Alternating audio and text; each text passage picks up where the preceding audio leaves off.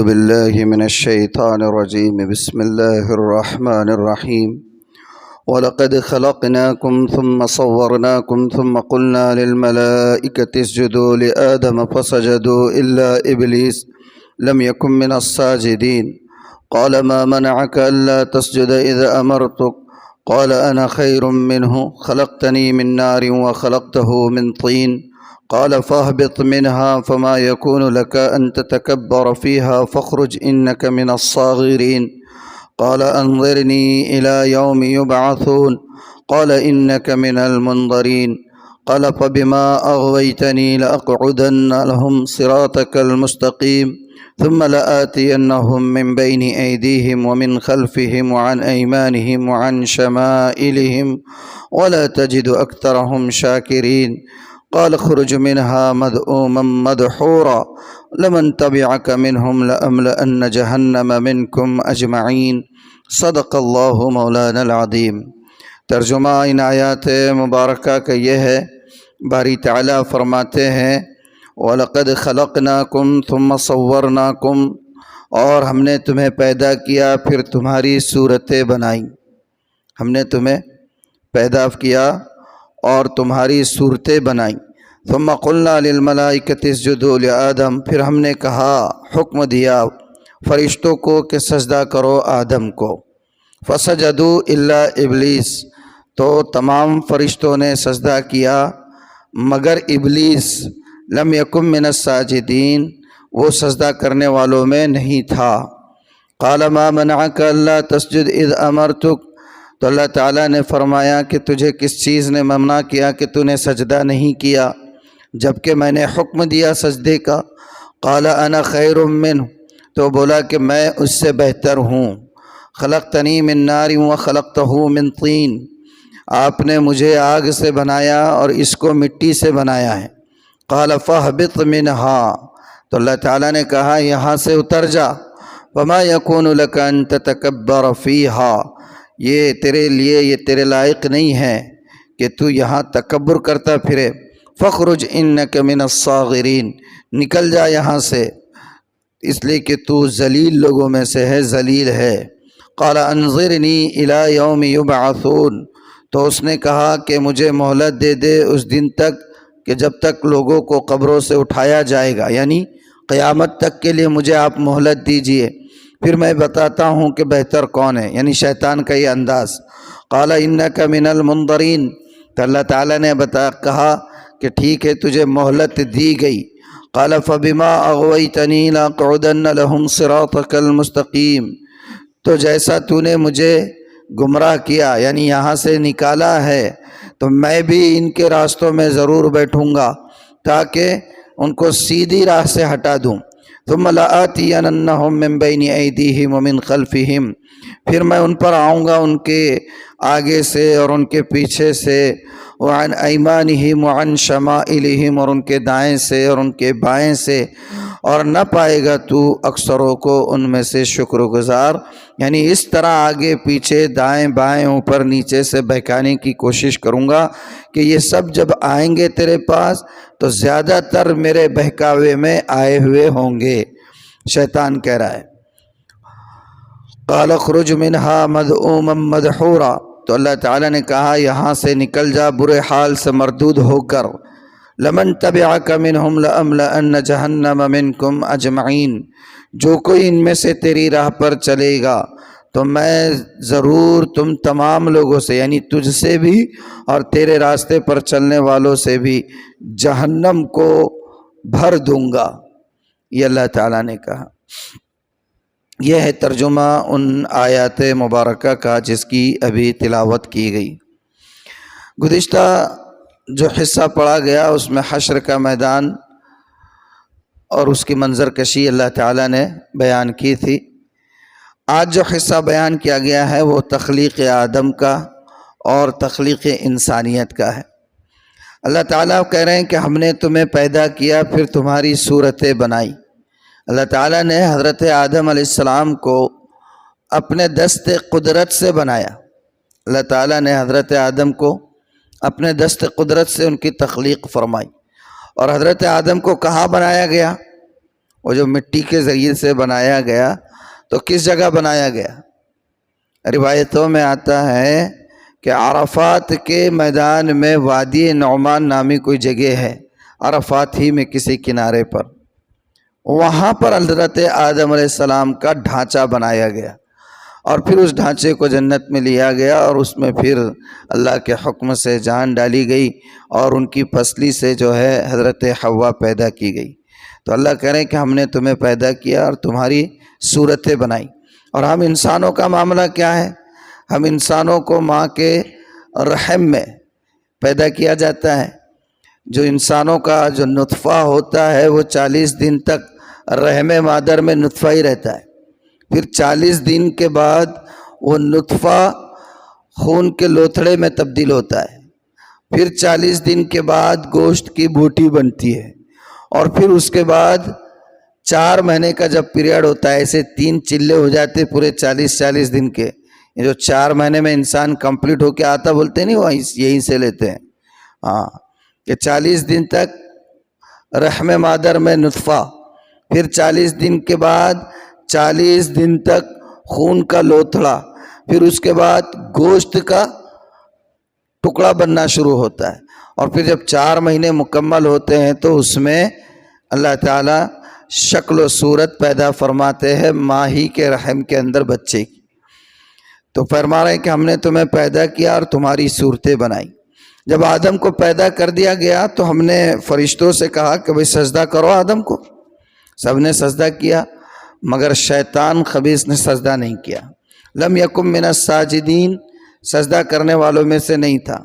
کیوں نہیں کیا؟ اللہ تعالیٰ نے اس سے کہا بھی کہ بھئی میں نے حکم دیا تو سجدہ کیوں نہیں کیا؟ تو کہا کہ میں اس سے بہتر ہوں۔ اور کمبخت نے دلیل کیا دی؟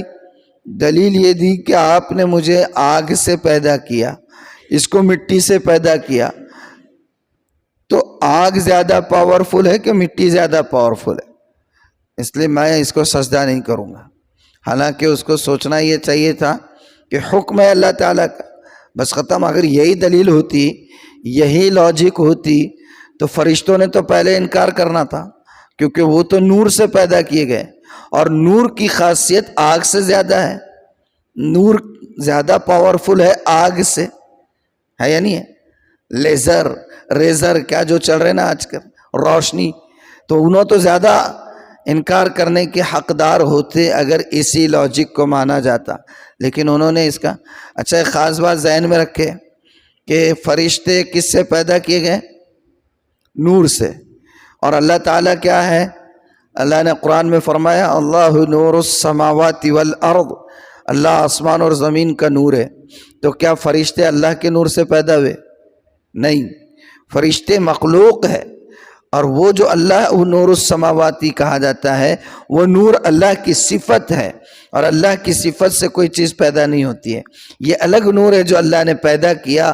فرشتے مخلوق ہے، ایک نور اللہ نے پیدا کیا، اس سے ان کو بنایا، اور جو اللہ کا نور ہے وہ اللہ کی ذات اور اللہ کی صفات ہے، اس میں تو کوئی شریک نہیں ہو سکتا، ہاں، اس میں کوئی شریک نہیں ہو سکتا، یہ الگ نور ہے۔ تو بہرحال فرشتوں نے انکار نہیں کیا، فرشتوں نے عقل کے گھوڑے نہیں دوڑائے اور لاجک نہیں استعمال کی کہ آپ نے مجھے پیدا کیا، ہمیں نور سے پیدا کیا اور اس کو تو آگ سے اور آدم کو مٹی سے پیدا کیا، ہم کیوں سجدہ کرنا؟ اللہ تعالیٰ نے جیسے ہی کہا کہ آدم کو سجدہ کرو، روایتوں میں آتا ہے کہ سب کے سب فرشتے ایک ساتھ فسجدوا کلہم اجمعین، قرآن میں بھی اللہ نے کہا کہ ایک ساتھ سب سجدے میں گر گئے۔ جیسے امام کے پیچھے نماز میں امام کے اللہ اکبر کہتے ہی سب سجدے میں چلے جاتے، اللہ کے حکم دینے پر فرشتے بیک وقت ایک ساتھ سجدے میں گر گئے، کسی نے بھی انکار نہیں کیا۔ اور یہ کم بخت کھڑے رہ گیا، ہاں میرے کو آگ سے پیدا کیا، میں کہیں کو کروں گا؟ بھئی وہ روایتوں میں آتا ہے، یعنی روایتی کیا ہے، تاریخ میں، حدیث کی نہیں، تاریخی واقعہ ہے۔ محمود و ایاز کا نام تو سنے ہوں گے نا۔ محمود بادشاہ تھا، بہت نیک صفت بادشاہ تھا، خلفائے راشدین کے درجے کا تو نہیں تھا، لیکن ان کے بعد جتنے نیک لوگ گزرے ہیں ان کے درجے کا تھا۔ بہت نیک. ایک غلام تھا ایاز، کم عمر تھا، بہت کم عمر تھا، غلام تھا، کم عمر تھا. محمود ہمیشہ اس کو اپنے ساتھ رکھتا، ہمیشہ اپنے ساتھ رکھتا. درباریوں کو لگا کہ یار یہ کیا ہے، ہم اتنے تجربہ کار، سینئر، جہاں دیدہ، مشورے دینے والے، ہم کو تو پوچھتے نہیں بادشاہ سلامت، اور یہ کل کے لونڈے کو، چھوکرے کو ہمیشہ اپنے ساتھ رکھتے، آخر ہے تو بھی کیا. ان کے ذہن میں یہ بات بادشاہ تک یہ بات پہنچی. اس نے ایک مرتبہ ان لوگوں کی عقل ٹھکانے لگانے کے لیے ایک قیمتی ہیرا اس کے پاس تھا، وہ ہیرا لایا اور دربار میں ایک ایک سے جتنے وزراء تھے جن کو اعتراض تھا، کہا کہ بھئی یہ ہیرا توڑنا ہے، یہ پتھر ہے اس پہ رکھو اور اس ہیرے کو، اور یہ جو بھی ہے ہتھوڑی یا پتھر وغیرہ، اس سے اس کو توڑو. اب جس کے بھی ہاتھ میں دیتا انہیں آ کے سوال کرتا کہ بادشاہ سلامت یہ ہیرا بہت قیمتی ہے، انتہائی قیمتی ہیرا ہے، اس کو کیوں ٹکڑے کرنا، اور ہیرے میں اگر دراڑ بھی آ گئی، بال بھی آ گیا تو کام سے گیا، تو اس کو کیوں توڑنے کے لیے کہہ رہے. اب جو بھی ایسا کہتا بادشاہ اس کو واپس کر دیتا، ٹھیک ہے نہیں توڑیں گے، جاؤ کوئی بات نہیں. دوسرے کو بلاتا، تیسرے کو بلاتا، اور سب سن رہے، پہلے کی بات سب سن رہے. دوسرا آتا وہ بھی ایسے ہی کہہ رہا ہے، تیسرا آ رہا وہ بھی ایسے ہی کہہ رہا ہے، چوتھا آ رہا ہے وہ بھی ایسے ہی کہہ رہا ہے، اور بادشاہ سب کو واپس بھیج رہا ہے. ایاز جب آیا، ایاز سے بھی بادشاہ نے کہا کہ اس ہیرے کو لو اور اس کو پتھر سے توڑ کر پاش پاش کر دو. اس نے جیسے ہی بادشاہ نے اس کے ہاتھ میں دیا، ہیرے کو لیا اور اس کو توڑ دیا، اس کو توڑ دیا. کہا گیا کہ بھئی ایسا کیوں کیا، اتنے لوگوں نے کہا تھا، سنا نہیں تم نے کہ یہ ہیرا بہت قیمتی ہے اور اس کو توڑیں گے، اگر ذرا بھی خراش آ بھی گئی تو ہیرا کام سے گیا. تو اس نے کہا ہیرا لاکھ کتنا ہی قیمتی ہو، لیکن ہیرے کو توڑنے کا حکم جس نے دیا وہ اس سے 1000 گنا زیادہ میرے لیے قیمتی ہے. میری نظر میں ہیرے کی قیمت نہیں ہے کہ وہ کتنا قیمتی ہے اور بہتر ہے، میرے لیے اہم یہ ہے کہ مجھے حکم کس نے دیا ہے، بس میں تو اسی چیز کو دیکھتا ہوں. تو وہ کمبخت جو اپنے آپ کو بہت دیڑ شانہ سمجھ رہا تھا، اس کو تو اتنی بھی عقل نہیں ہے جتنی ایاز کے پاس. کم سے کم یہی سوچ لیتا کہ میں آگ سے پیدا ہوا، مٹی سے یہ ہوا، ٹھیک ہے یہ اپنی جگہ پہ، مجھے سجدہ کرنے کا حکم کون دے رہا ہے، یہی سوچ لیتا. تو اتنا بھی دماغ نہیں لگایا اس نے. بہرحال تو اللہ تعالیٰ نے کہا فَاهْبِطْ مِنْهَا، یہاں سے اتر جا. وَمَا يَكُونُ لَكَ أَن تَتَكَبَّرَ فِيهَا، تو اس لائق نہیں کہ یہاں تکبر کرتا پھرے. فَخْرُجْ إِنَّكَ مِنَ الصَّاغِرِينَ، باہر نکل جا، یعنی آسمانوں کی حد سے باہر نکل جا، تو ذلیلوں میں سے ہے. قَالَ أَنظِرْنِي إِلَىٰ يَوْمِ يُبْعَثُونَ، تو کہا کہ مجھے مہلت دے اس دن تک کہ لوگوں کو قبروں سے اٹھائے جائیں گے، لوگوں کو قبروں سے اٹھایا جائے گا. یعنی کب تک؟ قیامت تک کے لیے مہلت دے دے. اور قبر سے کب اٹھیں گے آدمی؟ قیامت سے پہلے اٹھیں گے کیا؟ قیامت سے پہلے اٹھیں گے؟ نہیں اٹھیں گے. لیکن حضرت عیسیٰ علیہ السلام کا معجزہ تھا نا، قبر پہ جا کے ایسا بولتے تھے قم باذن اللہ، اللہ کے حکم سے کھڑے ہو جا، تو مردہ قبر میں سے نکل جاتا تھا. یہ کس کا معجزہ تھا؟ حضرت عیسیٰ علیہ السلام. امام ابو یوسف رحمہ اللہ، جو امام اعظم ابو حنیفہ رحمہ اللہ کے شاگرد ہیں، ان کی کتاب ہے کتاب الآثار. اس کتاب میں حضرت نے ایک واقعہ لکھا ہے کہ حضرت عیسیٰ علیہ السلام جا رہے تھے اپنے صحابہ کے ساتھ، حواریوں کے ساتھ. تو راستے میں حضرت یحییٰ علیہ السلام کی قبر لگی. کس کی قبر؟ ان کے حواریوں نے کہا کہ حضرت بہت دن ہو گئے حضرت کو گزرے ہوئے، اگر ہو ممکن تو اللہ کے حکم سے ان کو قبر سے نکال دیجئے، زندہ کر دیجئے. تو حضرت عیسیٰ علیہ السلام حضرت یحییٰ کی قبر پر کھڑے ہوئے اور کہا قم یا یحییٰ باذن اللہ، اے یحییٰ اللہ کے حکم سے کھڑے ہو جاؤ. تو حضرت یحییٰ علیہ السلام قبر سے نکل آئے تو کیا دیکھا ان کے حواریوں نے، ان کے سر کے بال جو ہے وہ آدھے سفید ہو گئے، آدھے سفید بال ہے آدھے کالے. تو ان لوگوں نے کہا کہ حضرت آپ تو جب دنیا سے گئے تھے ایک دم ینگ تھے، جوان، پھر یہ اچانک آدھے بال سفید کیسے ہو گئے؟ آپ تو ینگ تھے جب آپ کا انتقال ہوا یا آپ کو شہید کیا گیا، اس وقت آپ ینگ تھے، آدھے بال سفید کیسے؟ تو انہوں نے کہا کہ جب عیسیٰ نے میری قبر پر آ کر کہا قم یا یحییٰ باذن اللہ، کہ اے یحییٰ اللہ کے حکم سے کھڑے ہو جاؤ، تو مجھے ایک لمحے کے لیے ایسا لگا کہ شاید قیامت آ گئی، اور قیامت کی ہولناکی کا ڈر میرے دل میں ایسا پیدا ہوا کہ اس کے پیدا ہوتے ہی میرے بال سفید ہو، اتنا ہولناک اس کا منظر رہے گا۔ یہ تو نبی ہے، اور روایت نقل کرنے والے امام ابو یوسف ہے، معتبر ترین شخصیت۔ سوچے کیا منظر ہوگا قیامت۔ قرآن نے منظر کشی کی ہے کہ اس دن ایسی ہولناکی کا عالم ہوگا کہ جو خواتین حمل سے ہوگی ان کے حمل جو ہے صرف اس کی ہیبت سے گر جائیں گے، جو پریگننٹ لیڈیز ہوگی ایبارشن ہو جائیں گے، گر جائیں گے حمل اس کی ہولناکی۔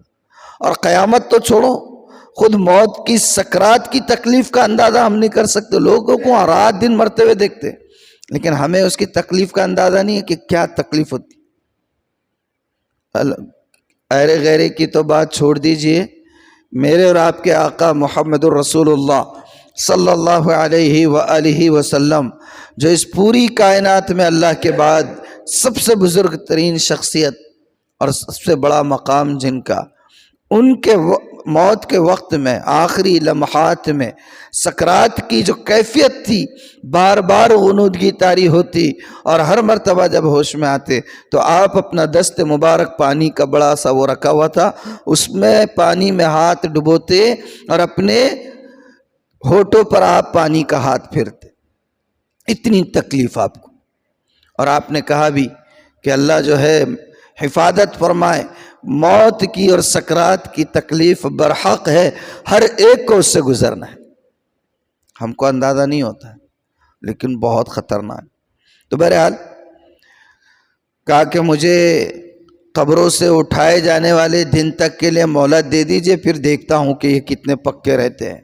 قال انک من المنظرین، اللہ تعالیٰ نے کہا جا تجھے مہلت دے دی گئی، مہلت دے دی گئی۔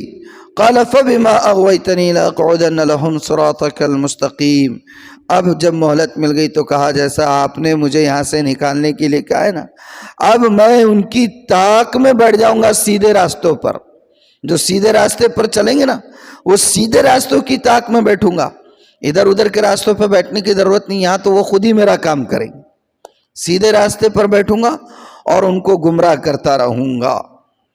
ثم لآتینہم من بین ایدیہم ومن خلفہم وعن ایمانہم وعن شمائلہم، اور پھر میں ان پر آؤں گا ان کے آگے سے، ان کے پیچھے سے، ان کے دائیں سے اور ان کے بائیں سے۔ ہاں، یہ جو فجر میں دعا مانگا کرتا تھا یاد ہے آپ کو؟ اللہم انی اسألک العفو والعافیہ فی الدنیا والآخرہ، اللہم اسألک العفو والعافیہ فی دینی و دنیای و اہلی و مالی، اللہم استر عوراتی و آمن روعاتی واحفظنی من بین یدی ومن خلفی وعن یمینی وعن شمالی ومن فوقی واعوذ بک ان اغتال من تحتی۔ یہ جو ہے اس کا مطلب یہ ہے کہ اللہ میں آپ کی پناہ چاہتا ہوں، آپ کی حفاظت چاہتا ہوں، آگے سے، پیچھے سے، دائیں سے، بائیں سے، اوپر سے، نیچے سے، ہر طرح سے آپ کی حفاظت چاہتا ہوں۔ بہترین دعا یاد کرنا چاہیے۔ میں نے ابھی وہ دعا کرنا چھوڑ دیا ذرا فجر میں، لوگوں کو دعا بھی بڑی دکھ رہی تھی فجر کی، دعا لمبی ہو رہی، بولے ارے 1 منٹ کی دعا نہیں ہوتی، وہ دعا بھی لمبی دکھ رہی۔ کرتے تو بھی کیسا، آتے کہ نہیں کہ نماز کو بھی آ کے احسان کر رہے اللہ تعالیٰ پر، ایسا لگ رہا میرے کو۔ 1 منٹ کی دعا نہیں ہوتی تھی، وہ بھی دعا لمبی دکھ رہی۔ لا حول ولا قوت۔ وہ بولتے نا، وہ گھوڑے کو جو ہے یہ مجام پیٹ کے پل سے نیچے چھوڑے تو لوگ خوش رہتے، پیدل بھی چلنا نہیں آپ اور سوار بھی ہو کے چلنا نہیں، ہر طرح سے کیڑے نکالنے کا مزاج بنیالا ہے، بس ایسا حال ہے قوم کا۔ تو اللہ تعالیٰ نے فرمایا اور شیطان کہہ رہا ہے کہ آگے پیچھے دائیں بائیں اوپر نیچے سے بہکاتا رہوں گا، وَلَا تَجِدُ أَكْثَرَهُمْ شَاكِرِينَ، اور تو ان میں سے اکثر کو شکر گزار نہیں پائے گا۔ قَالَ اخْرُجْ مِنْهَا مَذْءُومًا مَدْحُورًا، تو اللہ تعالیٰ نے کہا چل یہاں سے نکلو، برے حال میں مردود ہو کر نکل جا۔ لَمَنْ تَبِعَكَ مِنْهُمْ لَأَمْلَأَنَّ جَهَنَّمَ مِنْكُمْ أَجْمَعِينَ، جو کوئی ان میں سے تیری راہ پر چلے گا تو میں ضرور بھر دوں گا دوزخ کو تم سب سے دوزخ کو بھر دوں۔ کون سب سے؟ جو شیطان کے راستے پر چلے۔ اللہ کے رسول صلی اللہ علیہ وسلم کی جو دعائیں ہیں، اتنی مبارک دعائیں ہیں، ان دعاؤں کا اہتمام کرنا چاہیے۔ اگر ان دعاؤں کا اہتمام کر دے، مسنون دعاؤں کا، تو ان مسنون دعاؤں کی برکت سے آدمی شیطان کے مکر و فریب سے محفوظ رہتا ہے۔ ہمیں تو تعلیم یہ دی گئی ہے کہ ہر کام کے شروع کرنے سے پہلے اللہ کا نام لینا چاہیے، اس سے برکت کا سوال کرنا چاہیے۔ قرآن کی تلاوت کا آغاز کر رہے تو شیطان سے پناہ مانگنا چاہیے۔ آپ اگر بیت الخلاء جا رہے ہیں تو آپ کو یہ تعلیم دی گئی کہ شیطان سے پناہ مانگو، کیونکہ خبیث وہیں پر رہتا ہے، ویسی جگہوں پر غلاظت کی، شیطان سے پناہ مانگو۔ تو بہرحال آج ہمارے سامنے اس مردود کی کہانی آئی جس میں ہم نے دیکھا کہ کیسے اس نے اللہ تعالیٰ سے مہلت مانگی، اللہ نے اسے مہلت دی، اور اللہ نے یہ کہا کہ میرے جو نیک بندے ہوں گے وہ تیرے بہکاوے میں نہیں آئیں گے۔ اب ہمیں ثابت کرنا ہے کہ ہم شیطان کے چیلے ہیں یا رحمان کے بندے ہیں، رحمان کے بندے بن کر دکھانا انشاءاللہ، ہے نا۔ اللہ تعالیٰ عمل کی توفیق عطا فرمائے۔ مسئلہ ہے وہ بھی پڑھ لیتے ہیں۔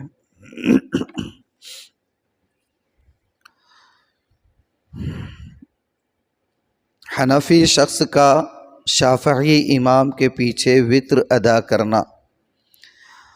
حنفیہ کے نزدیک، احناف کے نزدیک وتر کی 3 رکعت ایک سلام سے پڑھی جاتی ہے۔ یعنی ہم لوگ سب حنفی ہے تو ہمارے پاس وتر کی نماز کیسے پڑھتے ہیں؟ ہم لوگ 3 رکعت پڑھتے ہیں اور 3 رکعت کے بعد سلام پھیرتے ہیں، جبکہ دیگر ائمہ کے نزدیک وتر 2 سلاموں سے پڑھی جاتی ہے، 2 رکعت پر 1 سلام کیا جاتا ہے۔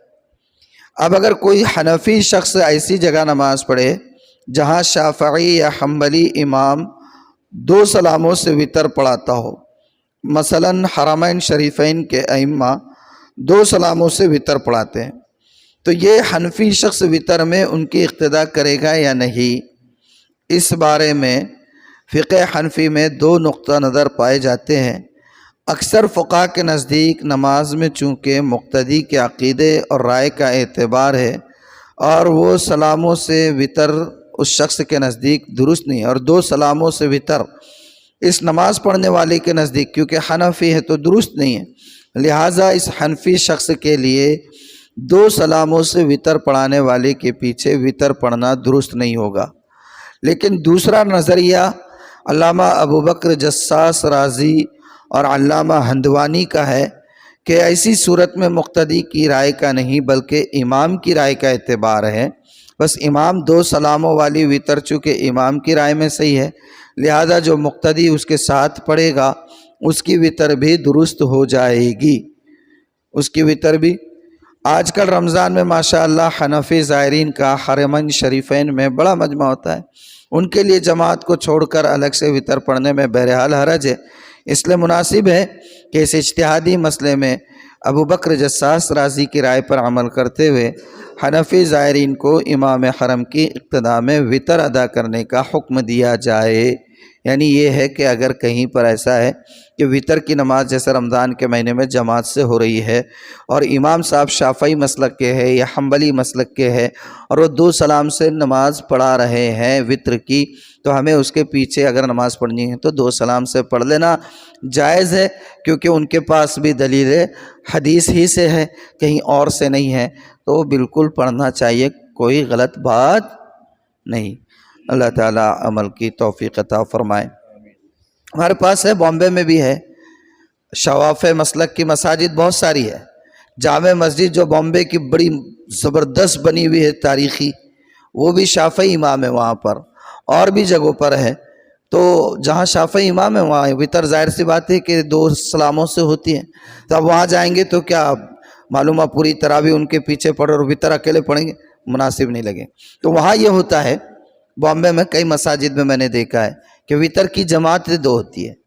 جو شوافع ہیں وہ بیچارے اپنی جگہ پر ہی جو ہے تو جہاں پر امام صاحب تھے جیسے ہم لوگ پڑھتے ہیں وہاں پر جماعت ہوتی ہے، اور احناف پورے باہر نکل کے جو باہر کا حصہ ہے وہاں پر جماعت بنا لیتے. یہ اندر کا دروازہ بند کر دیتے، دروازہ بند کر کے ان کے اندر نماز ہوتی رہتی ہے شوافع کی، اور احناف کے پیچھے باہر وہاں وطر کی نماز ہوتی رہتی ہے. اگر ایسی صورت ممکن ہے تو ٹھیک ہے، اور اگر نہیں ہے تو امام کے ساتھ پڑھ لے. ٹھیک ہے، اللہ تعالیٰ عمل کی توفیق عطا. سبحان اللہ وبحمدہ، سبحانک اللہم وبحمدک، نشہد ان لا الہ الا انت نستغفرک ونتوب الیک. سبحان ربک رب العزت عما یصفون وسلام علی المرسلین والحمد للہ رب العالمین.